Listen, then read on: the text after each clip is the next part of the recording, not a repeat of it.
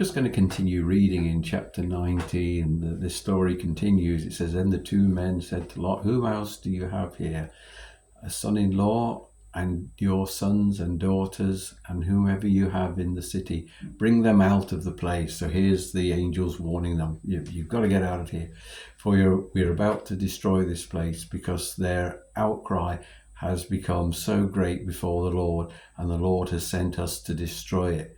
So Lot went out and spoke with his sons-in-law who were to marry his daughters, and said, "Up, come on, let's get out. Let's get out of this place, for the Lord is destroying it."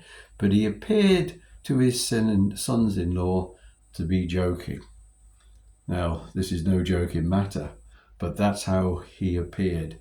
Do you know, our message often depends on our characteristics. People, do they believe what you say? Do they trust what you say? Do they know you're genuine in what you'll say?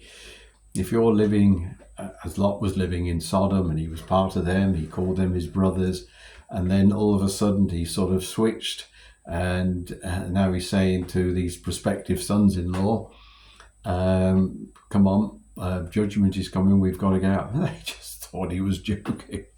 And well, he certainly wasn't, was he? So when the morning dawned, the angels urged Lot, saying, "Come on up, take your wife and your two daughters who are here, or you'll be swept away in the punishment of the city." And then he says, the scripture in verse 16 says, but he hesitated. No, I wouldn't hesitate. But Lot hesitated.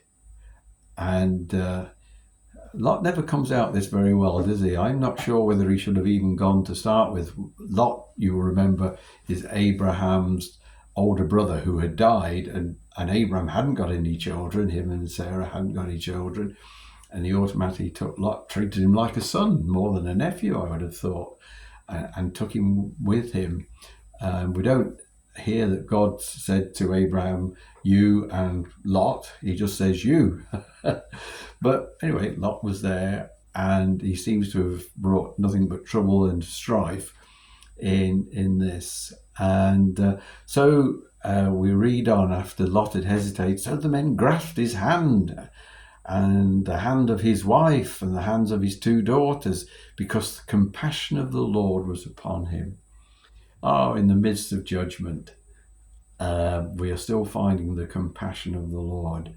Never get mixed up in feeling that because God judges, that he's not compassionate. He's both, but he deals in truth. Grace and truth, we are told in John's Gospel, came by Jesus Christ, representing the Father. And so there you have the compassion of the Lord. And they brought him out and put him outside the city. And that's obviously Lot. And when they had brought them outside, one said, "Escape for your life. Do not look behind you, and do not stay anywhere in the surrounding areas. Escape to the mountains, or you'll be swept away." And verse 18, it says, "But Lot." Now, when you get a "but" here, now if they said the mountains, I'd have gone to the mountains. But Lot said to them, "Oh no, my lords. Now behold, your servant has found favour in your sight." Ever the negotiator, isn't he? "And you have magnified your compassion, which you have shown me by saving my life." So Lot knew this is saving life, this is. "But I cannot escape to the mountains, for the disaster will overtake me.